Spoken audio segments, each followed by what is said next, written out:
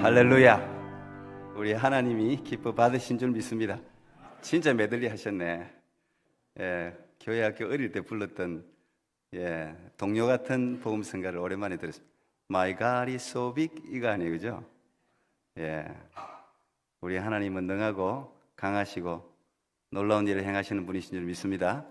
우리 앞뒤 전후 한 번 더 인사하겠습니다. 당신을 보면 살맛이 납니다. 한번 인사하겠습니다. 당신을 보면 살맛이 납니다. 할렐루야. 하여튼 밥맛도 살아나고 살맛도 살아나는 그 오늘 예배가 됐으면 좋겠습니다. 오늘 식사하고 오셨죠? 밥 먹는 거 이거 어려운 일입니다.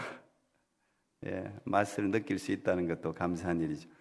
어제 치유회복 집회 또 잘 마치고 오늘 또 연속으로 이 예배를 드리니까 힘드세요? 힘드세요? 즐거우시죠? 할렐루야. 억지로. 저는 피곤하더라고. 어제는 좀 자유롭게 우리가 집회를 했는데 오늘은 주일이라서 오늘 처음 오신 분들 계시는 것 같아서 그냥 저희 교회에서 드리는 주일 예배 순서를 그대로 따라서 지금 예배를 드리고 있는 겁니다. 오늘도 내 백성을 위로하라. 오늘 조금 어제는 좀 말씀이 좀 자유로웠는데 오늘 조금 그러나 또 하나님 여러분이 주실 은혜 주실 줄 압니다. 두 번째로 조금 어제 말씀을 못 들으셨던 분들은 제가 오늘 아침 보니까 벌써 유튜브 올라와 있더라고요. 영상으로 한번 확인하시면 또 새로운 은혜가 있을 줄 알고 오늘 이어서 내 백성을 위로하라 두 번째 시간으로 이어서 말씀을 나누겠습니다. 우리가 인생을 살아가는데 인생 길을 살아가는데 이 고난이라는 걸 피할 방법이 없습니다. 하나님께 많은 사람들이 기도하죠. 이 고난을 좀 없애주세요. 근데 이 기도를 안 들어요, 하나님이. 인생의 고난이 없어지지 않습니다. 오히려 어릴 때 받았던 고난보다 커서 고난의 크기가 더 클지도 모르겠어요. 평신도 때 고난하고 장로님이 받는 고난, 목사가 받는 고난의 크기가 좀 달라요 또. 점점 커지는 것 같아요. 우리가 기도할 때 하나님은 기도에 응답하시는데 고난을 없애는 방법으로 응답하시지 않고 고난을 이길 믿음을 주십니다. 오늘 이사야 40장 3절 말씀 보니까 그 말씀에 광야를 없애는 게 아니고 광야의 길이 나게 하십니다. 사막을 없애는 게 아니고 사막임에도 불구하고 걸어갈 수 있는 대로 큰 길을 만들어서 우리로 힘차게 걸어가게 하십니다. 산이 높으면 산을 없애지 않고 산을 넘어갈 믿음의 날개를 달아서 그 산을 넘어가게 역사하십니다. 그게 고난의 목적이에요. 인생의 고난도 다 목적이 있습니다. 우리가 이제 추운 겨울이 이제 캐나다는 좀 길지 않습니까? 겨울을 좋아하는 사람도 있을 텐데 보통은 겨울이 저같이 이렇게 좀 야윈 사람은 추워요. 추위를 많이 타가지고. 추운 겨울이 싫어도 겨울이 있어야 자연 만물이 건강해집니다. 겨울이 없으면 어떤 일이 일어날까요? 겨울이 없으면 동식물들, 식물도 겨울잠 자고요. 동물도 겨울잠 자요. 이 겨울잠을 자야 그게 성장을 준비하는 거예요. 그게 생명주기예요. 그게 하나님 만드신 법칙이에요. 그게 없어지면 그게 깨지는 거죠. 겨울이 없으면 해충과 질병이 엄청나게 번식합니다. 겨울이 날씨가 따뜻하잖아요. 그 다음에 해충 질병이 엄청나게 많이 번식하죠. 그런 이치와 똑같습니다. 자연 질서가 파괴됩니다. 겨울 추위를 통해서 이 면역력이 증가되는 거예요. 우리가 샤워도 뜨거운 물로만 안 하고 찬물을 한 번씩 해야 몸이 정신을 번쩍번쩍 차려서 건강한 세포가 건강해지거든요. 이 겨울이 비슷한 역할을 하는 거예요. 그래서 겨울이 없으면 생태계가 파괴되는 겁니다. 겨울이 없다면은 우리가 봄의 그 아름다움을 제대로 느끼지 못할 거예요. 겨울이 있으니까 혹독한 추위를 지나니까 봄의 그 따뜻한 그 기온을 우리가 따뜻하게 파릇파릇 돋아오는 새싹을 아름답게 볼 수가 있는 것입니다. 고난도 마찬가지입니다. 고난이 목적이 있습니다. 이 고난은 우리를 단련시킵니다. 고난은요, 우리 삶의 방향을 바꿔놔요. 막 열심히 그냥 앞, 뒤 안 보고 열심히 앞만 보고 달려가는 사람들이 갑자기 들그등 병이 걸리든지 실패를 하든지 어려움이 생기면 그때서야 자기의 삶을 한번 돌아본다고요. 안 그러면 인생은요, 브레이크가 없어요. 예. 그래서 이 고난은 가짜를 버리고 진짜가 뭔지를 발견하게 해줘요. 우리가 모든 걸 그냥 다 자기한테 필요한 줄 아는데, 여러분 어르신들 아시죠? 집에 집 정리해보면 10년, 20년 한 번도 안 쓴 물건들 많죠? 저도 요새 이 물건을 좀 한번 정리해보면, 그런데도 버리지를 못해. 10년, 20년 한 번도 안 쓰고 그 자리에 있는 것도 있어요. 이 고난, 이 바다를 항해하는 배가 풍랑을 만나잖아요. 풍랑을 만나면 짐을 버리죠. 짐을 버립니다. 예, 다 소중한 짐이라고 생각했는데 이제 풍랑을 만나서 생명이 위기 가운데 들어오면 버릴 짐들이 생각나. 그때야 막 버려. 꼭 필요한 짐만 남기고 다 버려야 됩니다. 그래야 배가 가벼워지고 생명을 살릴 수가 있는 겁니다. 생명과 관계없는 거, 이건 다 버리게 되는 거예요. 고난이 우리에게 그런 선물을 줍니다. 진짜, 가짜, 필요한 거, 불필요한 거를 구분하게 해줘요. 고난은 우리 인생을 진짜 순금 인생으로 만들어줍니다. 여러분, 금도 요즘 금을 많이 사놓으라 그러더라고. 금이 가치가. 근데 금도, 가짜가 있고, 진짜가 있고, 또 가치가 좀 떨어지는 금도 있잖아요. 14K, 18K, 24K. 그 여자분들은 다 24K 좋아하죠? 14K 별로 안 좋아하던데, 저도 이거 지금 18K인데요. 이 차이가 뭐예요? 차이가 14K는 58.5%의 금 함량 성분이 그렇습니다. 58.5%가 들어있어요. 18K는 75% 금이 있습니다. 근데 24K는 99.9% 금이 순전금이 있습니다. 그래서 노란색을 많이 띠는 걸수록 진짜 금이죠. 근데 어떤 사람이 그러던데요, 14K는 불에 14번 연단한 거고 18K는 18번 연단한 거고 24K는 24번 불을 지난 거라 그러더라고요. 불을 지나면서 불순물들이 제거되고 순금만 남는 겁니다. 진짜 금은 불에 더 많이 집어넣어야 더 오리지널 금이 된다는 거예요. 그래서 의인의 고난, 그러면 우리가 욥기를 이야기하잖아요. 욥이라는 사람이 있었어요. 욥기의 23장 10절, 우리가 너무 잘 아는 말씀 아닙니까? 그러나 내가 가는 길을 그가 아시나니 그가 나를 단련하신 후에는 내가 순금같이 되어 나오리라 그랬습니다. 욥이 받은 고난에 비하면 우리 같은 사람 아무것도 아니에요. 인생이 경험할 수 있는 최고의 고난을 겪은 것 같아요. 자식들 다 죽었죠. 부인 도망가고 재산 다 잃어버리고, 하여튼 그런 고난 가운데서 욥이 고백한 거예요. 내가 가는 길을 그가 아시나니 그가 나를 단련하신 후에는, 불에 막 14번, 18번, 24번씩 막 집어넣어가지고 불순물을 다 제거하고 하나님이 내 인생을 순금으로 만들려고 하는구나 하는 걸 깨닫고 고백을 하는 겁니다. 그러니까 여러분 가운데 혹시 고난, 없는 사람이 없겠지만 어려운 고난 가운데 통과하는 분이 계시다면, 내가 이 순금으로 다듬어져 가는 과정이구나, 이렇게 생각하면 좀 편해요. 내가 순금 인생이 되는 거구나. 그럼 어떻게 돼요? 견뎌내야 돼요. 불 속에서 견뎌내야 되는 거예요. 그러면 불순물들이 다 빠져나가요. 근데 이게 하나님이 싫어하는 사람을 연단하는 게 아니고 진짜 자식들을 연단해요. 하나님은 사랑하는 사람을 징계하는 거예요. 왜? 더 강하게, 더 크게, 더 용도에 맞게 사용하고 싶으니까. 그런 사람이 돼야 되니까 더 연단하는 거예요. 사용할 사람 훈련시키지 사용하지도 않을 사람 훈련시키겠어요? 진짜 용사를 한국 같으면 나 해병대 출신 있죠. 괜히 그 폼 잡는다. 해병대 출신. 난 방위 출신. 요즘 방위가 세요. 해병대 출신이라는 이야기를 왜 그렇게 자부심을 가지고 이야기합니까? 어려운 고난을 이겨냈다 이거예요. 저도 후배가 그 해병대 막 좋다고 들어가더니 나와갖고는 그냥 완전히 애가 달라졌다. 근데 용감은 하더군요. 막 겁이 없어. 그 훈련받은 걸 조금 이야기하던데, 옛날입니다. 한참 전이니까. 세게 받았던데요. 진짜 훈련 세게 받더라고 보니까. 세게 훈련시킬수록 센 병사가 나오는 법입니다. 너희는 위로하라. 내 백성을 위로하라. 이스라엘 백성은 하나님의 백성들이죠. 내 백성, my people. 소유격이잖아요. 내 거라는 거예요. You belong to God. 하나님께 속했다는 거예요. 하나님 거예요. 하나님 소유. 하나님 소유를 누가 손대겠습니까? 누가 손대겠어요? 근데 여러분이 하나님의 소유라잖아요. 내 백성이라 그러죠. My people 그러잖아요. 그래서 하나님이 역설적으로 자기의 자녀들을 징계하는 거예요. 그리고 그 자녀가 나쁜 짓 하고 잘못되고 나중에 이놈이 아주 그냥 망나니가 될 것 같으면 어떻게 돼요?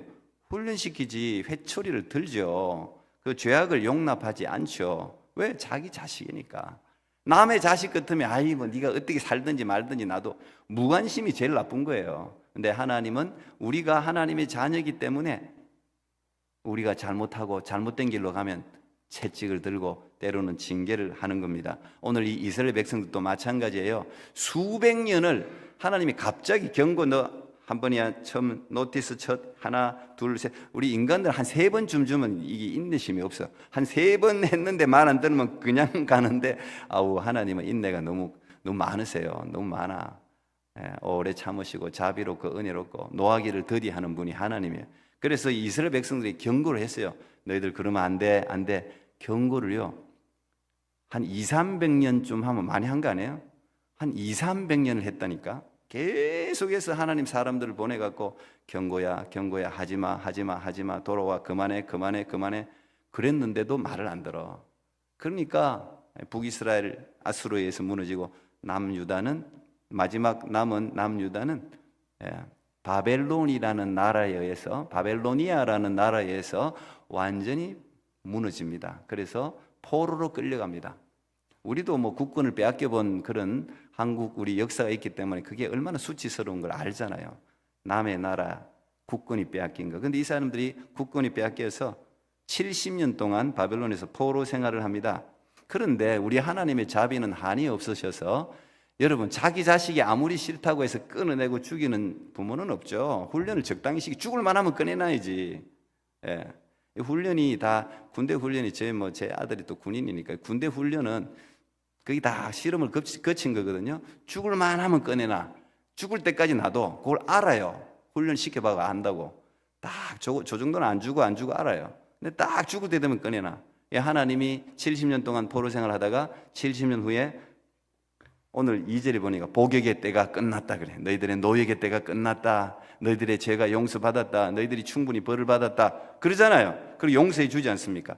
하나님은 결코 자기의 자녀들을 버리지 않습니다.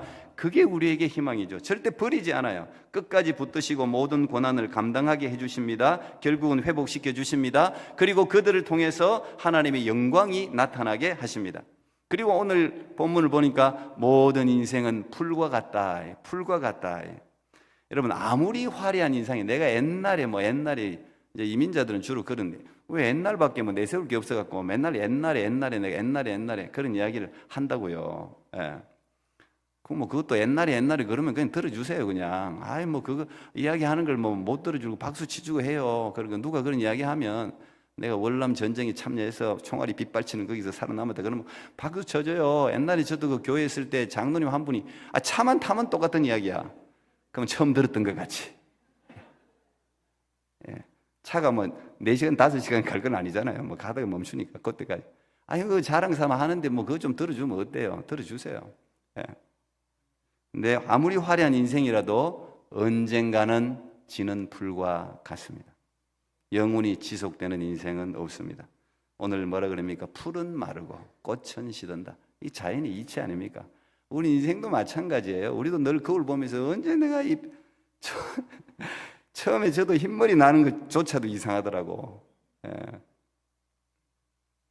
근데 백발이 면류관이고 영광이잖아요. 다 백발이. 풀은 마르고 꽃은 시드는데 여호와의 말씀은 영원합니다. 고난의 목적이 뭔지 아세요? 이거 깨달으라는 거예요. 너 인생은 풀이야. 곧 시들어. 영원한 것, 하나님의 것만 영원해. 그거 깨달으라는 게 고난의 목적 중에 하나예요. 풀은 마르고 꽃은 시드나 여호와의 말씀은 영원히 있으리라. 그래서 그 사실을 우리가 깨달으면 고난의 목적이 그거라니까. 이걸 빨리 깨달아야 된다니까요. 하나님 그렇습니다. 내가 아무리 큰 소리 쳐도 아무것도 아니네요. 하나님만 의지합니다. 지금 70년, 80년, 100년을 살아도 언젠가는 죽을 인생, 영원히 죽음이 없고 슬픔이 없고 고통이 있고 고난이 없고 눈물이 없는 그날에 하나님의 백성이 된 것을 감사합니다. 그거 깨닫는 거, 그래서 고난 주는 거예요. 그래서 하나님이 영광으로 채우기를 원하는. 그래서 고난은요, 우리를 새롭게 태어나게 해요. 거듭나게 만들어줍니다. 제 아내가 여러 번 이제 죽음을, 처음에는 죽음이라는 말도 잘 못했어요. 사실은 1, 2년도 죽음이라. 근데 요즘은 이제 죽음이라는 말을 아내와 자연스럽게 이제 한 6년을 투병하다 보니까 참 죽음이라는 말을 정직하게 자연스럽게 이제 이 대화를 하게 됩니다. 아내가 뭐 몇 년 전에 이야기한 것 같은데 이런 말을 했습니다. 자기가 우리 서로 죽음에 대해서 잘 이야기 안 해요. 암 환자들한테 죽음 이야기 하는 가족은 없습니다. 잘 안 해요, 서로가. 예. 한다 그러면 그거는 이제 성숙한 그 정도 이제 받아들일 준비가 된 거예요. 근데 본인이 죽음 앞에 자기가 이제 죽는다, 뭐 누구든지 죽으니까 죽음 앞에 딱 서보니까 오직 자기 자신과 하나님의 관계밖에 남는 게 없더라는 거예요. 죽음 앞에 딱 서니까 그냥 지옥이냐 천국이냐 이 갈림길에 결국 서게 되더라는 거예요. 그 외에 다른 게 보이지를 않다, 필요하지도 않더라는 거예요. 딱 죽음 앞에 서면 하나님과 나와의 관계야. 지옥이냐 천국이 딱 여기에 이거밖에 없어요. 다른 게 보이는 게 없더라는 거예요. 그래서 우리가 죽음에 대한 묵상은 사실은 역설적으로 우리 인생을 풍요롭게 만들어줍니다.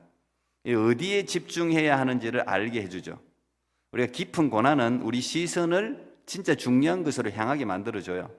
그래서 우리가 고난이 오면은 그거는 하나님의 이 시그널, 신호예요. 하나님을 바라봐라. 이제 하나님, 네가 늘 쫓아다니던 물질, 성공, 이것도 물론 우리가 있어야 되는 건데 그거는 결국 풀은 마르고 꽃은 시든다. 거의 어른들은 팍 가슴에 올걸요. 그게 아직 가슴에 안 오면은 아직까지 좀 이제 아직까지 힘이 남아 있는 거예요. 오면은 이제 결국 거리 다 가는 거예요. 인생은 다 가는 거예요. 하나님을 바라봐라. 영원한 것에 투자해라 그 말이에요. 이 세상에는 아무리 이런 땅에 혹시 또 뭐 은행에 저축 안 하고 집에 모아놓는 사람들도 있더라고요.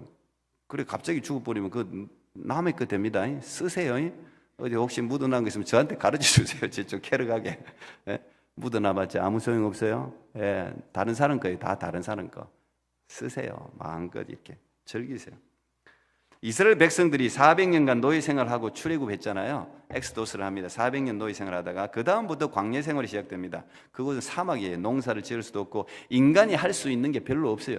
진짜 고난이라는 것은 우리가 할 수 있는 게 별로 할 게 아무것도 없는 무기력한 상태를 우리가 고난이라고 부르는 거예요. 그 고난의 땅에 이들이 들어섰는데 왜 하나님이 그들을 40년 광야에 돌렸느냐? 하나님만 바라보라는 거예요. 사막에서 뭘 농사를 지을 수 있습니까? 무슨 물건을 살 수가 있습니까? 이거밖에 없어. 이거 하늘밖에 없다니까요. 농사 짓는 사람이 그 신앙이 좋아. 하늘밖에 비가 와야 되고 해가 떠야 되고 하늘만 쳐다봐야지. 네? 우리 하늘만 쳐다보고 살길 원하는 게 하나님이 우리를 향한 마음이에요. 근데 진짜 죽음의 땅인데 기적은 언제나 인간이 제일 무기력해졌을 때 기적이 항상 일어나요. 기적은 그때 베푸는 거예요. 하나님이 우리가 알다시피 만나라는 하늘에서부터 내려오는 밀가루같이 생긴 그런 만나를 한 40년 동안 내려갖고 그들이 아무것도 안 했는데 그냥 나가기만 하면 먹고 살게 만들어줬습니다. 그래도 이건 지겨워요. 고기 먹고 싶어요. 했더니 또 하나님 또 그런 기도도 잘 들어가지고 동풍이 불게 해가지고 메추라기 때를 갖다가 확 보내가지고 그냥 이빨에 고기가 낄 정도로 먹게 만들었습니다. 이게 새도요. 이게 저는 참새도 먹어봤는데 맛있어요. 그것도. 그건 맛있어요. 다 가장 어려울 때가 오히려 가장 풍요로울 때입니다. 어떻게 보면 제 아내가 암투병을 한 6년 정도, 지금 6년, 이제 내년 1월 되면 7년째인데 벌써 저희들의 삶도 돌아보면 그랬어요. 우리가 제일 힘들 때 제일 풍요로웠어. 어떻게 보면 지금도 저희 집에 반찬을 갖다 주는 분들이 계십니다. 너무 감사하죠. 그때 6년 동안 지금 반찬을 갖다 주고 계세요. 처음에는 우리 권사님들이 한 분 하면 일주일 단위로 갖다, 일주일 단위로.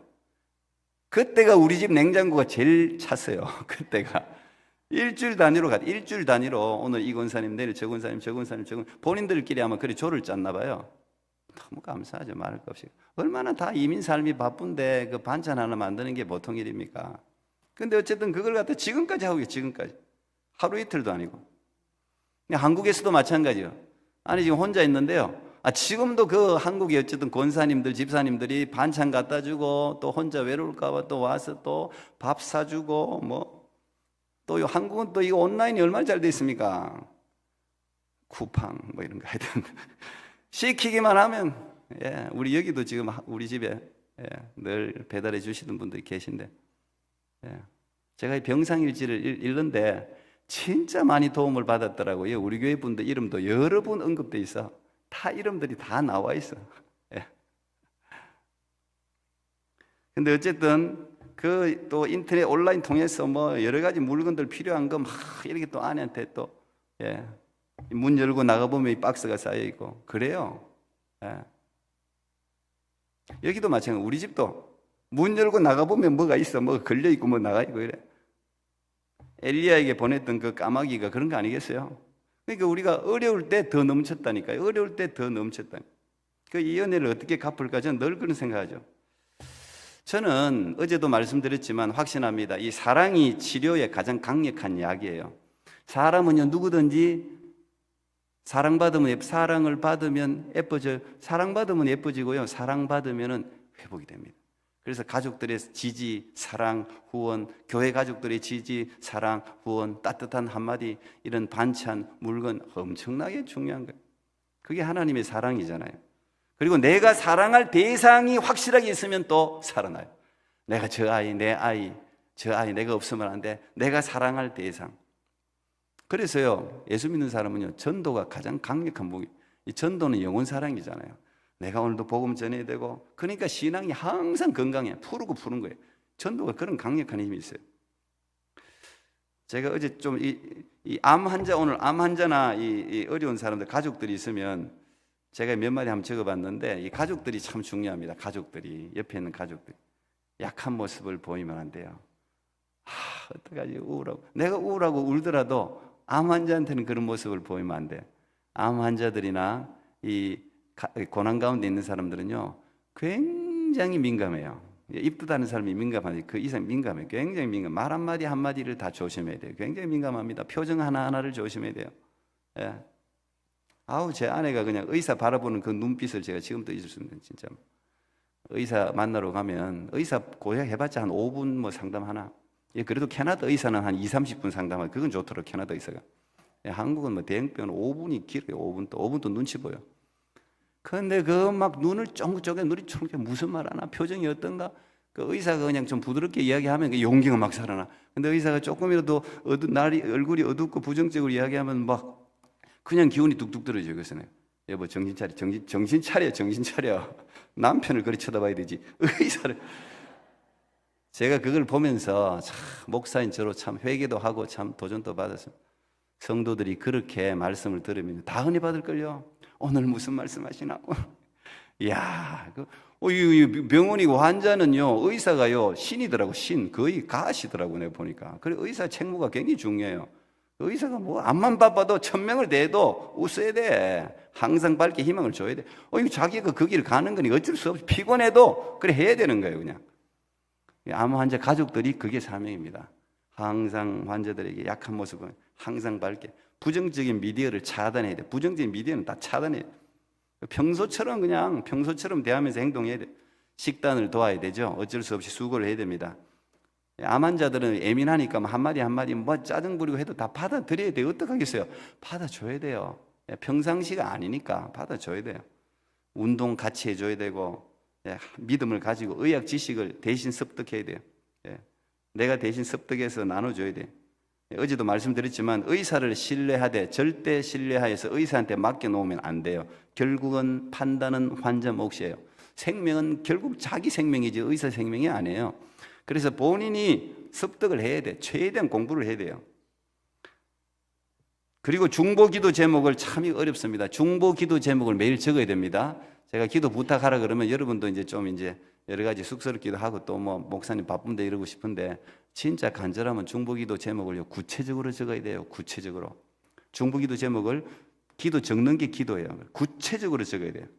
그리고 기도를 진짜 믿고 부탁해야 돼요. 근데 사실 저도 제가 6년 일이 길어지니까요, 중보기도 부탁하는 사람이 점점 줄어들더라고.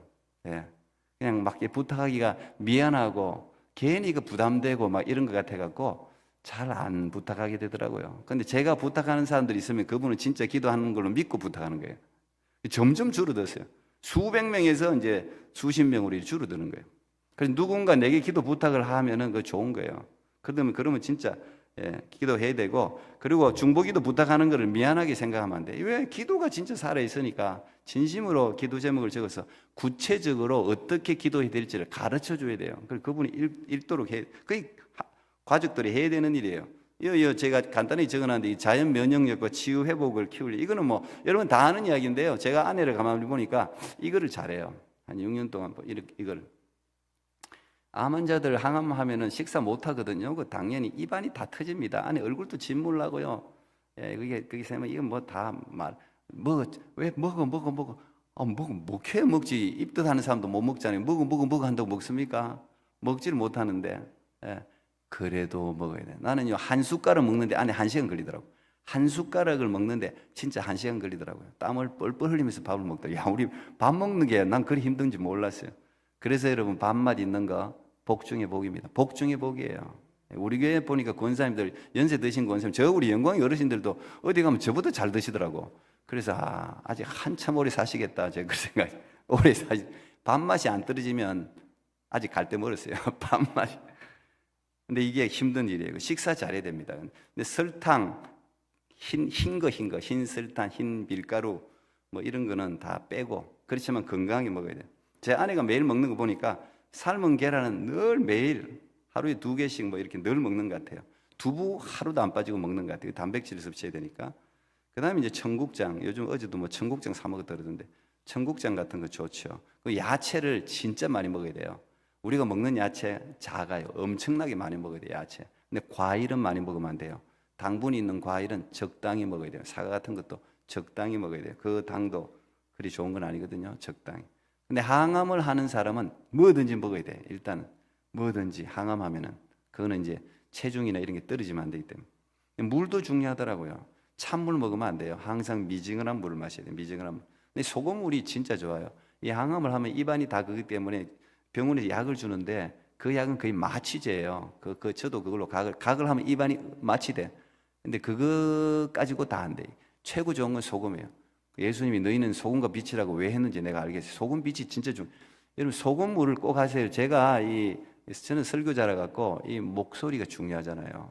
감기 걸려도 제가 근데 거의 그런 적이 없죠. 제가 안에 6년 저는 코로나도 안 걸렸어요. 나 코로나 때문에 시험 본 적이 없어요. 하나님이 저를 건강하게 지켜주더라고.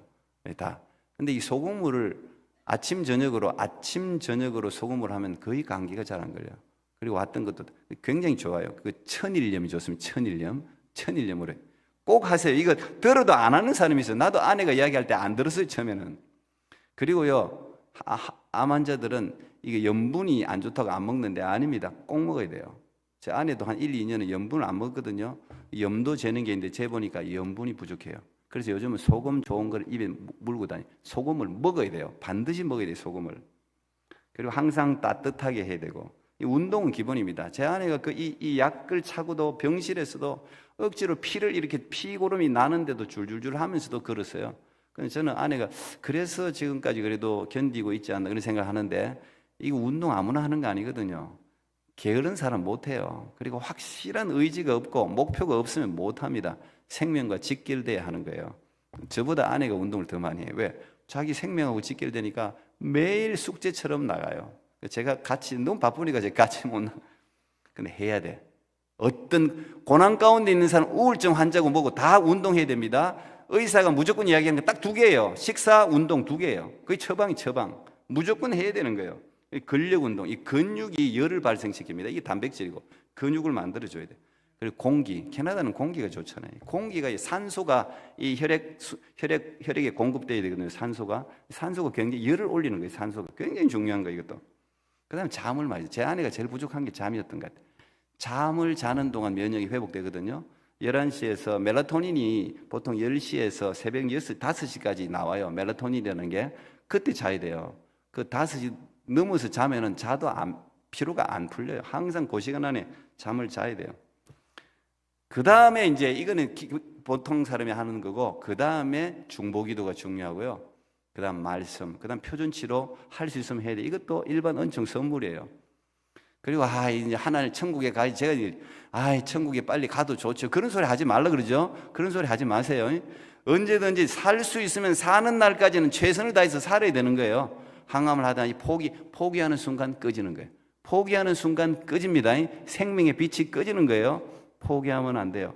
왜? 하나님 주신 생명인데 어쨌든 하나님 부를 때 되면 다 알아서 부르니까 걱정하지 마시고 살 때까지 사세요. 최선을 다해서 사세요. 이겨내면 되는 거예요. 다 끝이 있는 거예요. 고난은 터널이 아무리 뭐 10km, 20km 가도 가다 보면 끝이 나와요. 근데 끝까지, 그래서 가족들이 같이 가주는 거지. 동행하는 게 중요하죠. 아내가 한국 나갔을 때 제일 염려한 게 현실적인 문제입니다. 본인 암도 큰일이지만 사실은 이게 감당할 물질이 보통이 아니지 않습니까?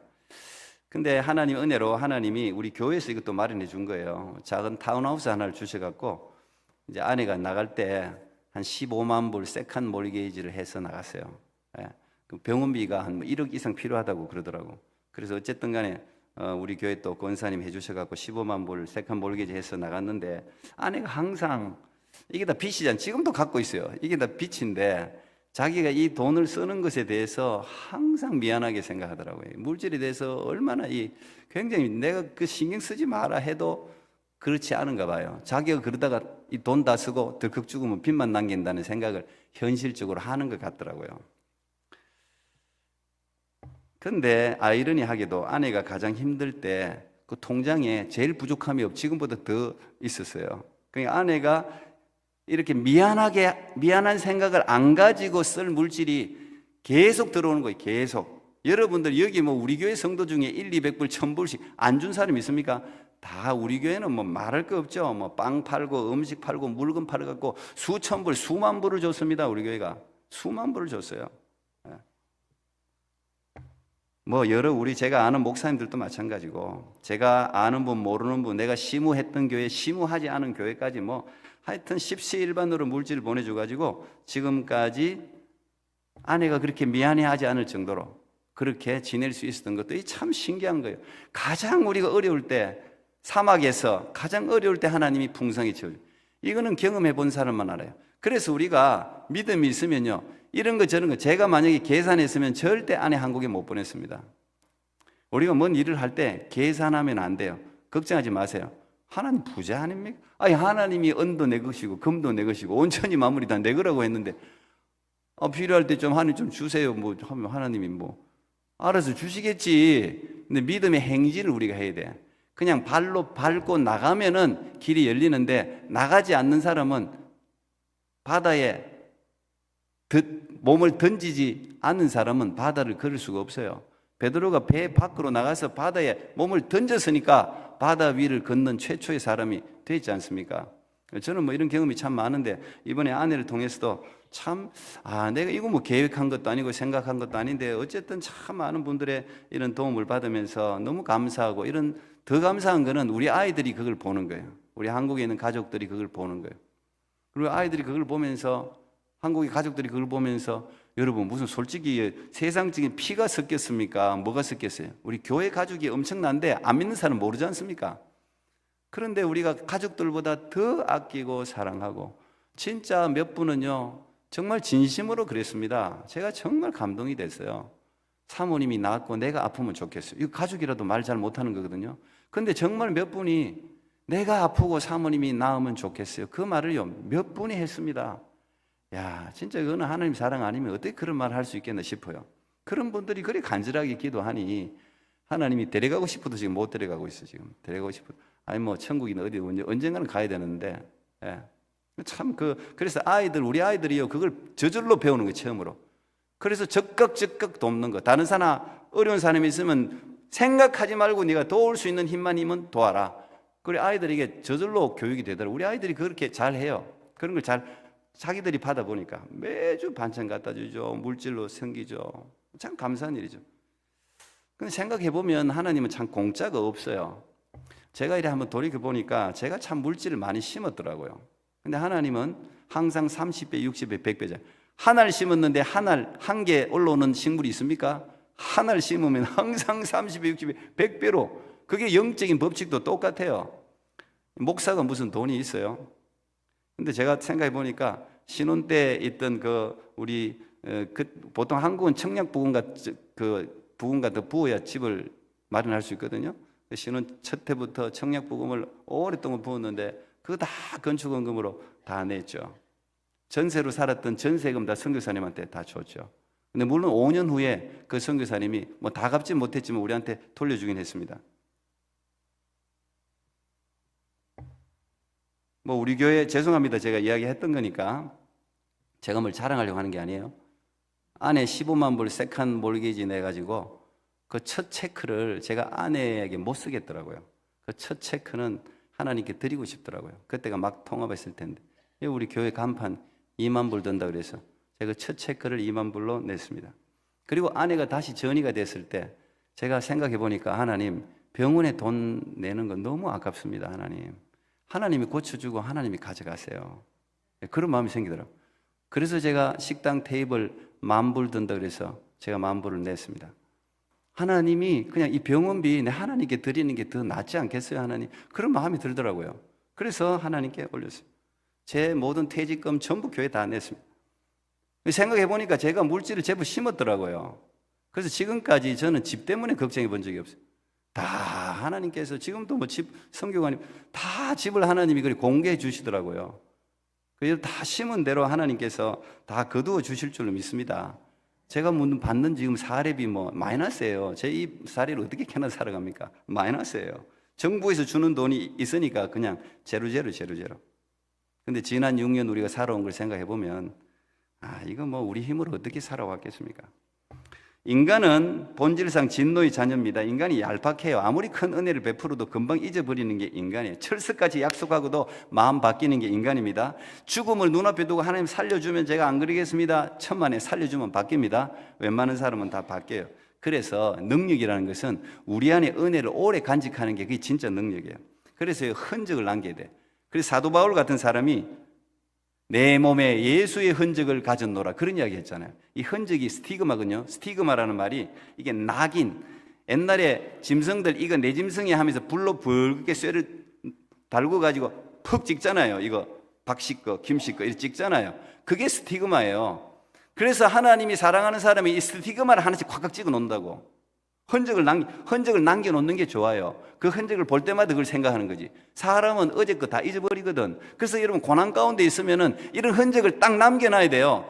딱 남겨놔야 된다고. 그런 어려운 가운데 있었던 걸 기억해야 된다고. 네가 애굽에 종되었던 것을 기억하라. 이게 십계명의 첫 1절이에요. 종되었던 걸 기억해. 사람이 다 잊어버리거든. 그래서 어떤 분은 늘 자기가 우리 김준홍 목사님 같은 분은 자기가 감옥살이 했을 때 그때만 되면 10일씩 금식한다 그러거든요. 난 참 좋은 장치라고 생각합니다. 그걸 항상 생각해야 돼요. 사도 바울도 항상 이게 뭐가 남아 있었나 보죠. 안질도 있고. 근데 하나님 고쳐주세요 했는데 하나님 안 고쳐주잖아요. 네가 약할 그때가 강함이니라. 그래서 어떻게 보면은 약함을 안고 사는 게 불편하지만 영적으로는 복일 수 있어요. 우리가 골골백세 골골팔시 그러는데 다 하나님이 안 고쳐주는 것도 복입니다. 그것 때문에 겸손하게 하나님을 구하라는 거예요. 고난 중에 가장 감사한 것은 하나님이 함께 하신다는 겁니다. 사망의 음침한 골짜기를 걸어가도 하나님이 함께 하시는 거죠. 그래서 임마누엘 그러잖아요. 오늘 주일이라 가지고 제가 요거 하고 마쳐야 되겠네요. 제가 요 병상일기 하나만 제가 읽어드리겠습니다. 제가 이 임마누엘이 뭔지를 이때 팍 가슴으로 이렇게 깨달은 게 아내가 수술을 할 때입니다. 그게 오늘 보니까 2020년 6월 3일이네요. 벌써 이제 많이 지났네요. 최고 온도 29도 수요일. 오늘은 역사적인 날이다. 아내가 수술을 받기 때문이다. 어제 오후 4시쯤 입원을 했다. 다행히 신촌에 원룸이 있어서 한결 마음은 가볍다. 보호자인 나도 병원에서 잠시 나올 수 있기 때문이다. 아내는 어제 하루 종일 금식을 했다. 물론 물은 마시는 금식이다. 4시에 들어와서 본격적으로 수술 준비에 들어갔다. 간호사들이 너무 바쁘다. 얼마나 서두르는지 병원에 들어올 때마다 느끼는 것이지만 이들은 매뉴얼에 따라 움직인다. 딱 그 시간에 맞춰 진행해야 하니 바쁘게 느껴진다. 그러면서 일을 잘한다. 젊어서 그런가 보다. 수액 등 수술 시 사용할 주사를 놓았는데 젊은 남자 간호사가 아내 혈관을 잘 못 찾아서 왼쪽 팔 2군데를 찌르고 결국 오른손에 수액을 놓았다. 그때부터 아내가 진땀을 흘리기 시작했다. 그 다음 이어서 장루 간호사가 들어오더니 혹시 1%라도 잘못되면 장루를 만들어야 한다고 위치를 표시한다고 한다. 장루라니 들은 적도 없는데 배에 항문을 단다는 말이다. 아내는 금세 눈물이 맺힌다. 금식해서 몸과 마음이 나약해졌는데 몸에 장루달 위치를 표시하니 겁이 나는 것일 게다. 나도 마찬가지였다. 병원에서는 모든 상황에 대처하기 위함일 게다. 그 다음 눈코 뜰 새 없이 진행된다. 그 다음은 대동맥 임파절 수술이 위험해서 혹시 대동맥을 건드릴 위험이 있으니 방지하기 위해 스텐드를 집어넣는 수술을 한다고 한다. 마취 없이 요로를 통해 집어넣는다고 한다. 여기서부터 아내의 고통은 시작되었다. 요로를 통해 스텐드를 집어넣고 난 후 아내는 너무 아파한다. 그런데 모든 진행이 늦어져서 대장을 비우는 약을 먹어야 한다는 것이다. 12시부터는 물도 못 마시는 금식이라 그 전에 대장을 다 비워야 한다고 한다. 너무 허리를 아파해서 움직이지를 못한다. 몸에 물질이 들어갔으니 얼마나 아프겠는가. 그래서 할 수 없이 마약성 진통제를 투여했다. 대장약을 마시는 쪽쪽 그대로 토한다. 장이 그것을 못 받아들이나 보다. 시간은 벌써 9시가 넘었다. 급하게 다시 엑스레이를 찍는다고 한다. 엑스레이에서 이상이 없으면 대장약을 다시 마시고 아니면 관장을 한다고 한다. 다시 구토 방지제 약을 투여했다. 억지로 마신다. 계속 토하려고 해서 배는 부르고 간절히 기도가 나온다. 수술하기도 전에 벌써 이렇게 힘들어서 어떻게 하나. 문득 수술에 대한 기도를 간절히 했지만 수술 전 구체적인 기도를 못했구나 하는 생각이 들었다. 기도 부탁을 하고 관장을 안 하도록 기도했다. 12시 직전에 변이 나왔다. 간호사가 확인하더니 수고했다고 한다. 변색이 좋다는 것이다. 하나님은 아내와 나를 어떻게 이렇게 마지막 시간까지 끌고 오시는지, 어머니가 기도 중에 평안을 얻었다고 하신다. 하나님이 다 만지시니 걱정 말라 하신다. 아내에게 어머니 기도 응답 소리를 들려주었다. 아내가 크게 위로를 받는다. 환자에게 어떻게 말해야 하는지 이번에 계속 배운다. 드디어 3일 아침 7시경에 아내가 수술실로 들어간다. 이날을 얼마나 기다렸던가. 하지만 긴장되는 건 어쩔 수 없다. 너무도 큰 수술이기 때문이다. 아내를 따라 수술실로 향한다. 아내 손을 잡고 기도한다. 아내의 눈을 바라본다. 서로 말은 안 했지만 너무도 많은 말을 했다. 수술실 앞에서 보호자는 병실에 가서 기다리라고 한다. 그리고 수술실 문이 닫힌다. 도저히 발걸음이 떨어지질 않는다. 30분은 그 자리에 서서 문이 열릴 때마다 아내를 바라본다.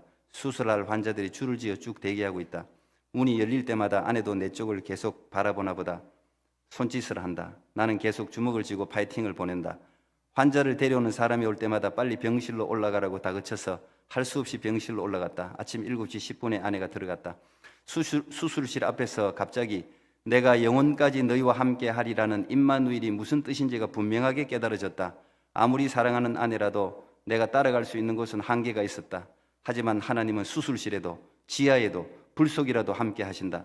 영혼의 장소까지 함께 하신다. 그것이 임마누엘이다. 그 순간 정말 감사했다. 나중에 아내가 이것을 확인시켜 주었다. 수술에 들어가기 전 다시 눈을 뜰 수 있을까 두려워했지만 하나님이 함께 하셔서 평안할 수 있었다는 것이다. 예, 여기까지만 읽어드리겠습니다. 제가 그때 이 임마누엘이 진짜 그게 임마누엘이구나 그 생각을 했어요. 하나님이 여러분과 함께 하실 줄로 믿습니다. 사람은 못 따라들어 하나님 함께 하는 거예요. 시편 27편 10절에 내 부모는 나를 버렸으나 여호와는 나를 영접하시리로다 그랬습니다. 이 땅에서 나를 가장 사랑하는 엄마 아빠라도 나를 버릴 때가 있어요. 내가 힘들 때가 있어요. 그런데 하나님 아버지는 영원히 우리를 돌봐주십니다. 그게 임마누엘이에요. 암과 고난 가운데 있는 분이 있다면 위로를 받을 수 있기를 바랍니다. 하나님이 사망의 엄침한 골짜기, 수술하는 현장, 불 속에도 물 속에도 하나님이 여러분과 함께 하시는 줄 믿습니다. 네, 더 있지만 오늘 여기서 마무리하겠습니다. 기도하겠습니다. 하나님 감사합니다. 오늘도 하나님이 하신 놀라운 일들을 나눌 수 있는 은혜 주셔서 감사합니다. 고난은 피할 수 없습니다. 그러나 이 고난을 이기기만 하면 우리를 강하게 합니다. 우리를 새롭게 합니다. 우리를 순금으로 만듭니다. 오늘도 혹시 고난과 어려움 가운데 있는 분들이 계시다면 하나님 잘 이길 수 있는 믿음을 주시옵소서. 이길 수 있는 체력을 주시옵소서. 이길 수 있도록 주위 모든 사람들이 지지하고 사랑을 보내게 하시고 많은 사람들이 나를 위해 기도하고 있다는 사실을 기억하게 해 주옵소서. 무엇보다 우리를 위해 중보하시는 예수 그리스도, 나를 위해서 목숨까지 아끼지 않으신 예수 그리스도가 나를 붙들고 나를 위해 기도하고 함께 있음을 믿게 하여 주시옵소서. 예수님 이름으로 기도하옵나이다. 아멘.